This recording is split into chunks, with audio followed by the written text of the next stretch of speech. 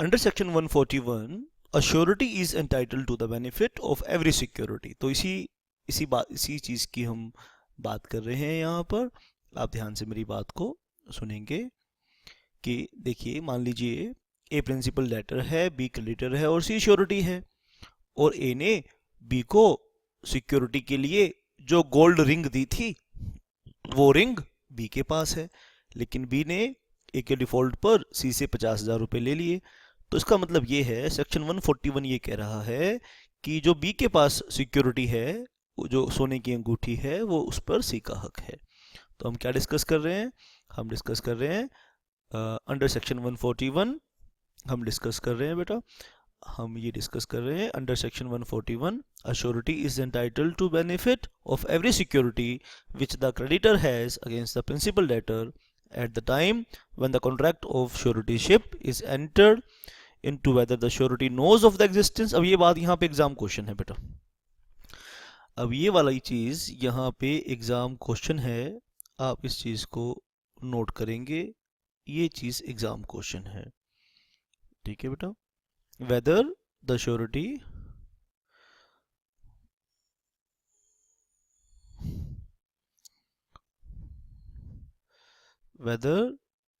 surety knows of the existence of such security or not।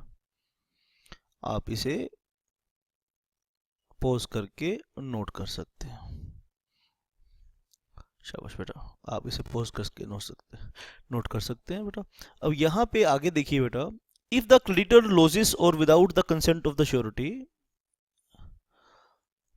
if the creditor loses or without the consent of the surety parts with such security, the surety is discharged to the extent of the value of the security। अब यहाँ पे आपने बात discuss करनी है, बात समझने की कोशिश करनी है, ठीक है। बी ने सी को क्लेम किया कि भाई 50,000 रुपये आप दो क्योंकि आपने गारंटी दी है। अब सी कहता है भाई वो 15,000 की अंगूठी तो मुझे दे दे, बी कहता है वो तो मेरे से गुम हो गई। तो she is discharge to the extent of value of security, यानी जितनी सिक्योरिटी की वैल्यू थी उस हद तक श्योरिटी डिस्चार्ज हो जाएगा, ठीक है। तो बहुत अच्छे तरीके से आपने यहाँ पे इस बात को समझना है। सेक्शन 141 को आप नोट कर लीजिए, बहुत आराम से चलेंगे। अगर आपको मेरी स्पीड थोड़ी सी भी तेज लग रही है तो आप इसे पॉज करके नोट कर सकते हैं बेटा, शाबाश बेटा। अंडर सेक्शन 130 आइए हम डिस्कस करेंगे चीजों को।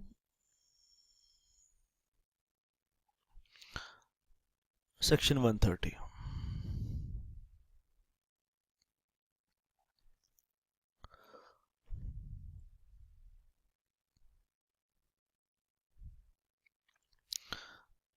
अंडर सेक्शन 130 श्योरिटी में, ठीक है बेटा, रिवोक एट एनी टाइम, इस वर्ड को ठीक कर लीजिए बेटा, रिवाइक नहीं है, रिवोक। ये क्या है? रिवोक वर्ड है। At any time continuing guarantee, ये राइट है श्योरिटी का, हम श्योरिटी के राइट डिस्कस कर रहे हैं। कंटिन्यूइंग गारंटी को ऑलरेडी मैंने पिछली क्लासेस में डिस्कस किया है। कंटिन्यूइंग गारंटी हमेशा रिवोक हो सकती है, लेकिन पास्ट ट्रांजैक्शन के लिए नहीं, हमेशा फ्यूचर ट्रांजैक्शंस के लिए। राइट टू सेट ऑफ, शाबाश बेटा, राइट टू सेट ऑफ, ये भी आपने डिस्कस यहाँ पे करना है। देखिए यहाँ पे मैं आपको समझाता हूँ राइट टू सेट ऑफ का मतलब क्या है, ठीक है। सेट ऑफ क्या है, पहले सेट ऑफ को समझिए बेटा। सेट ऑफ, मान लीजिए एक पार्टी है बी, एक पार्टी है सी। बी ने सी से 50,000 रुपये लेने हैं, ठीक है। सी ने बी से 10,000 रुपये लेने हैं। बी सी से पैसे मांगने के लिए जाता है, कहता है सी 50,000 रुपये दे, तूने मेरे 50,000 रुपये देने बनते हैं। सी कहता है हाँ भाई बिल्कुल बनते हैं देने, पर याद कर तेरे भी तो 10,000 रुपये बनते हैं देने, ठीक है, मेरे भी पैसे बनते हैं देने 10,000 रुपये। तूने मुझे 10,000 रुपये देने हैं, मैंने तुझे 50,000 रुपये देने हैं, तो 50,000 माइनस 10,000, मैं 40,000 रुपये तेरे को दे देता हूँ। इसको बोलते हैं सेट ऑफ। अब इस सेट ऑफ को यूज करेंगे, ये श्योरिटी का राइट है, ये श्योरिटी का राइट है किसके ऊपर, क्रेडिटर के ऊपर। सी यहाँ श्योरिटी है, बी यहाँ क्रेडिटर है, और सी का बी के ऊपर ये राइट है, ठीक है। अब ये ट्रांजैक्शन, ये जो श्योरिटी वाली ट्रांजैक्शन ये अलग है। हो सकता है कि पहले कोई ट्रांजैक्शन हुई हो सी और बी के बीच में, जिसमें बी ने सी को 10,000 रुपये देने थे। तो श्योरिटी जो भी क्लेम है privately, apart from this contract, apart from the contract of guarantee, इस कॉन्ट्रैक्ट ऑफ गारंटी के अलावा सी का जो बी के ऊपर क्लेम है वो उसे सेट ऑफ करवा सकता है। शाबाश बेटा, हम पढ़ रहे हैं। देखिए हमें क्या करना है, हमें श्योरिटी के राइट्स पढ़ने हैं, और जो ये श्योरिटी के राइट्स हैं, राइट्स ऑफ श्योरिटीज़ हैं, इन्हें हम 3 लेवल पर पढ़ेंगे। तीन कैटेगरी में हम इसे डिस्कस करेंगे, 1, 2 और 3, ठीक है। फर्स्ट है against principal debtor, against principal debtor, against को श्योरिटीज, राइट अगेंस्ट क्रेडिटर। तो हम क्रेडिटर के अगेंस्ट राइट्स पढ़ रहे हैं, श्योरिटी के राइट्स अगेंस्ट क्रेडिटर। आइए अब हम फिडिलिटी गारंटी की बात करेंगे इन केस ऑफ फिडिलिटी गारंटी। अब ये फिडिलिटी गारंटी क्या होती है, भरोसे की गारंटी। शाबाश, यानी यहाँ पे भरोसा एक आदमी, जैसे फॉर एग्जांपल आपने अपना पढ़ाई ख़त्म करके आपको नौकरी चाहिए, आप मेरे पास आते हो और मैं अपनी एक जान पहचान के फॉर्म में आपको भेजता हूँ। तो वो लोग बोलते हैं कि ये आदमी ईमानदार है कि नहीं। मैंने कहा भाई मेरे भरोसे का आदमी है, मैं इसकी गारंटी लेता हूँ। In case of fidelity guarantee, उसे बोला जाता है fidelity guarantee. Surety can call up the creditor और the employer to dismiss the employee. अब मान लीजिए जिसकी मैंने फिडिलिटी गारंटी दी है वो पैसे लेके भाग गया, जिस बंदे की मैंने नौकरी लगवाई वो पैसे लेकर भाग गया। वो तो मेरे पास आएगा एम्प्लॉयर, ठीक है, वो कहेगा जी वो मेरे 10,000 रुपये लेके भाग गया। मैंने कहा भाई देख 10,000 रुपये मैं देता हूँ, लेकिन वो आदमी बड़ा ख़राब निकला, ऐसा करो उसे नौकरी से निकाल दो, मैं आज के बाद जिम्मेदार नहीं होऊंगा, ये 10,000 रुपये तो मैं देता हूँ, ठीक है। शाबाश, तो ये श्योरिटी का राइट है कि उस एम्प्लॉय को डिसमिस करा सकता है। ये श्योरिटी का राइट है कि उस एम्प्लॉय को वो डिसमिस करा सकता है। ये थे rights of surety against principal debtor. Right against creditor के तो हमने कर लिए, अभी राइट अगेंस्ट प्रिंसिपल डेटर हम करेंगे। शाबाश बेटा, प्रिंसिपल डेटर के अगेंस्ट राइट्स। और प्रिंसिपल डेटर कौन है यहाँ पे, हमारे एग्जांपल में हम किसे प्रिंसिपल डेटर मान रहे हैं, ए इज प्रिंसिपल डेटर। सी के ए के अगेंस्ट जो राइट्स हैं, आइए उन्हें हम यहाँ पर डिस्कस करेंगे बारी बारी से। शाबाश बेटा, तो सेक्शन 145 कॉन्ट्रैक्ट ऑफ इंडेमनिटी आपको याद होगा, मैंने डिस्कस कर लिया था कि in every contract of guarantee there is a contract of indemnity. तो इस चीज़ को है ना, राइट ऑफ इंडेमनिटी अगेंस्ट क्या बोलते हैं इसको। इस पैराग्राफ को मैं एक लाइन में लिखूं तो राइट ऑफ श्योरिटी, शाबाश बेटा, right of surety to be indemnified by the principal debtor, to be indemnified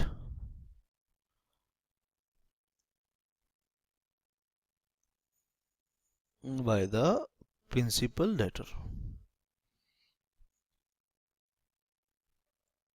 section 145, ये जो ऊपर पैराग्राफ है ये इन अदर वर्ड्स मैंने लिख दिया, आप दोनों को नोट कर लेंगे। आफ्टर डिस्चार्जिंग द डेब्ट the surety steps in to the shoes of the creditor और इज सबरोगेटेड। इस चीज़ को बोलते हैं सबरोगेशन, ठीक है। तो आइए एक बारी सबरोगेशन वर्ड को मैं समझा देता हूँ, है ना। सबरोगेशन किस चीज़ को कह रहे हैं, सबरोगेशन जब एक आदमी दूसरे की लीगल पोजीशन में आ जाए तो उसे बोलते हैं सबरोगेशन। तो ध्यान से आपने मेरी बात को सुन लेना है। सबरोगेशन जब एक आदमी दूसरे की लीगल पोजीशन अज्यूम कर ले उसे सबरोगेशन कहते हैं।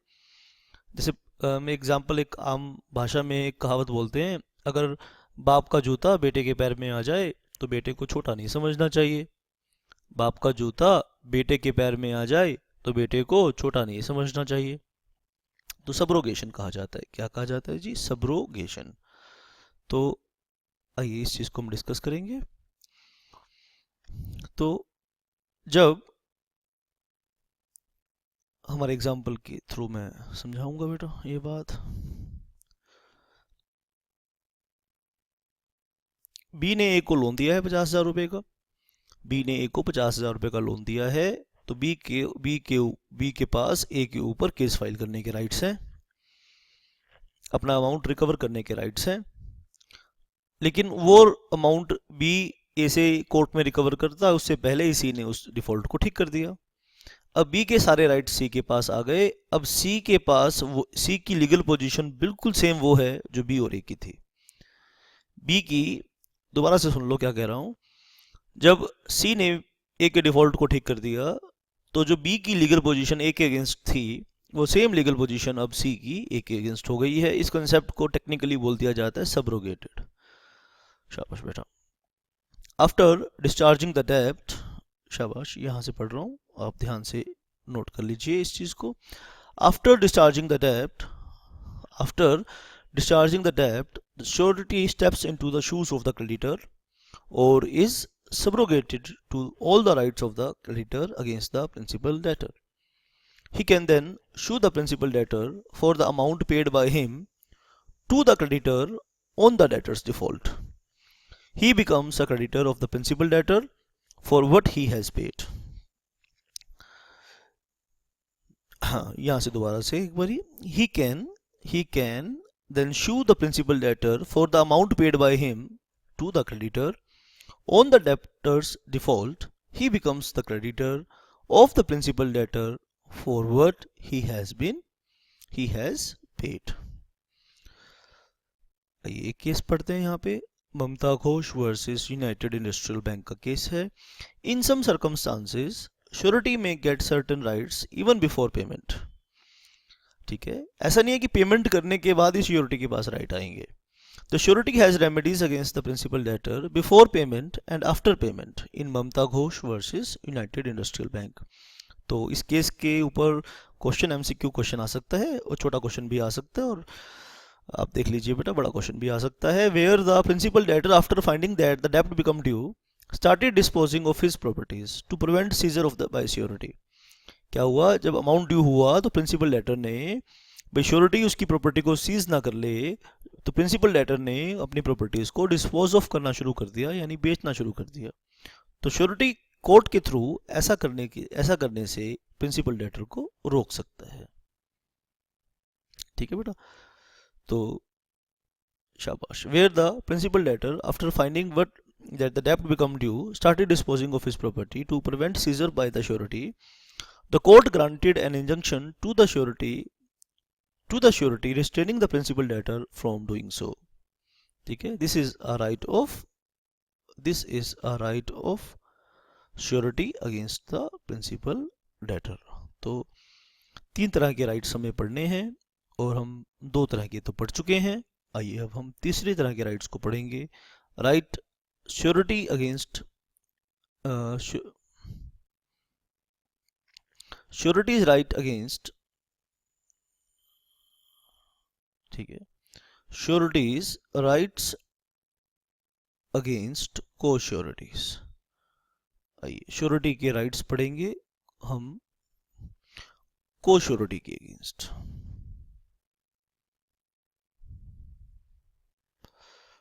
ठीक कर लीजिए, एक मिस्टेक है, श्योरिटीज राइट अगेंस्ट को श्योरिटीज। ठीक है, तो को श्योरिटी का कंसेप्ट मैं आपको ऑलरेडी डिस्कस कर चुका हूं।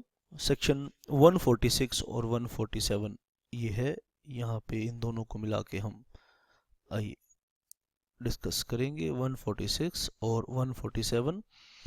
When a surety has paid more than his share of debt to the creditor, when a surety has paid more than his share of debt to the creditor, he has a right of contribution from the co-sureties who are equally bound to pay with him.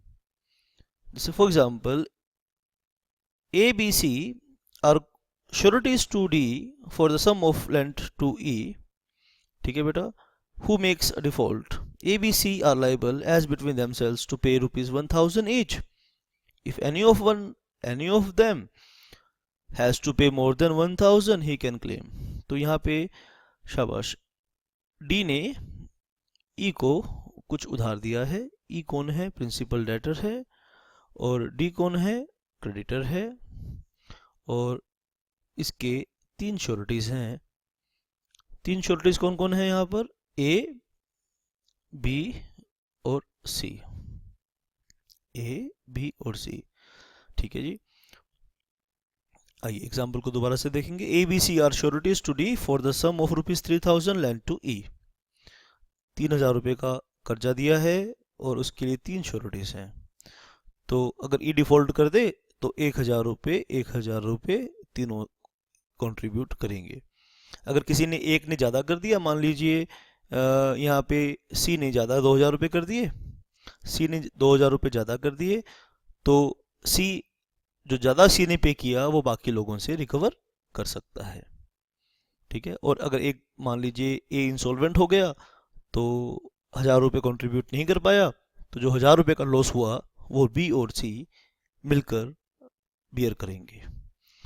तो आपने ये ध्यान से सुनना है बेटा। Pause करके आप एग्जाम्पल को नोट कर सकते हैं। और देखिए कि अब आपने मुझे क्वेश्चन का वो जवाब है, is surety of favoured debtor. तो लीगल पोजीशन आपने सारे सेक्शंस यहाँ पे देखा है सिक्योरिटी की प्रोटेक्शन के लिए। फेवर्ड मतलब लॉ क्या फेवर करता है श्योरिटी को? क्या ऐसे ही छोड़ देता है कॉन्ट्रैक्ट के सहारे, कि उसे कुछ फेवर भी करता है? अब इस बात का जवाब आपने मुझे भेजना है व्हाट्सएप पर 9818050252। आपने लिखने हैं 4 5 6 पॉइंट आपने लिख